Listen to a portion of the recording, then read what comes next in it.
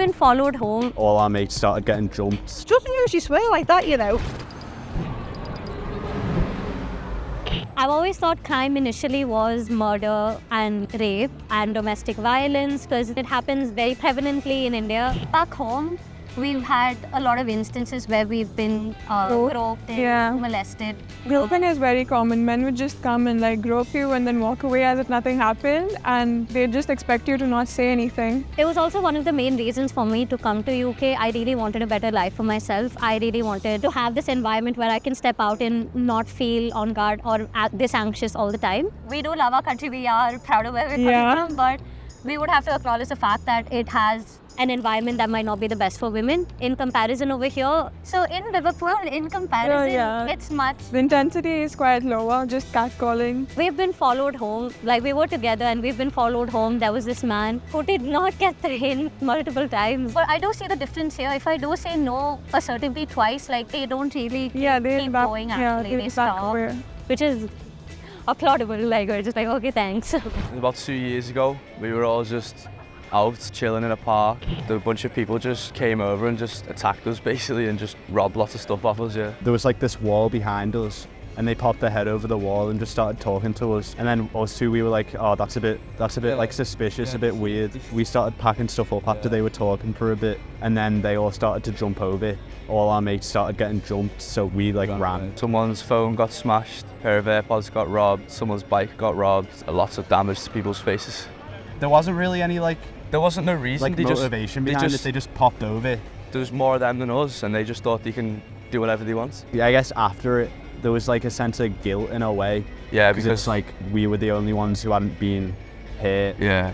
But then it was also just really scary. We'd just moved into the house and we all went on a night out. We came home and there was police and dogs at our door. We thought it was just sort of a false alarm or whatever. So we were trying to tell them like there's nothing wrong. And then we looked up into the window and we seen a man looking out the window of one of my friend's bedrooms. Then we let the police go into the house. They went up into the house and there was a man hiding in my friend's wardrobe. The man had trashed the whole house, like flipped all the beds. He was wearing my friend's clothes. He got arrested and he never got the clothes back. Do you know what he tried to steal? He didn't steal anything. Like he took clothes out of one of my friend's wardrobe, clothes out of another friend's wardrobe, mixed them about, tried different things on, tore down all the paintings. I know he was on drugs at the time. We started to have sex and it was consensual at first, but as the minutes went on, I increasingly got more uncomfortable and I asked him to stop because I was in a bit of pain and I was a bit uncomfortable, you know. To that, he said, and I'll never forget this, no, just hang on,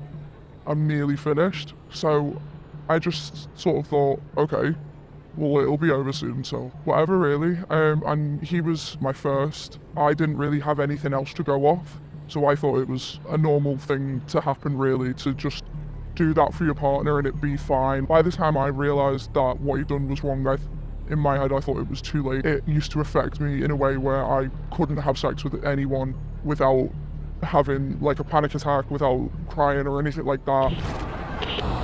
I was in Birmingham one evening going to a gig and there was a guy with a backpack and then there was another guy trying to sort of take the backpack from him and he was like, it's mine, and then the other guy was like, no, it's mine, it's mine. In the end they ended up getting into a bit of like a physical altercation. Then the one guy with the backpack on his front ended up getting stabbed. After that we heard sirens and then we're not really sure what kind of happened. I grew up in Birmingham, so it's very normal there, but I don't think it should be. The police were there and my mum was saying, she doesn't usually swear like that, you know. I was burgled 3 times in over a period of 11 years in the same house. Do you still live there now? No, I moved out of there. I didn't really have that much either. I was a single parent, so I didn't have an awful lot to steal. The 3rd time was like the straw that broke the camel's back. I just wonder how often that happens for him to be so casual to do it. We were coming back from Brussels and we were waiting for the Eurostar. We noticed this man lurking amongst the crowd with the suitcases. I took my eye off him for a second and he was behind this chap. He had quite a bit of luggage and before I knew it, he'd actually picked up the bag and started to wander off. And I looked at my husband and I just let out such a scream and everybody looked, and then the chap whose bag had gone literally looked behind him. I just pointed to the man that was running off with his bag, and he chased him right across the railway station, and the man actually dropped the bag.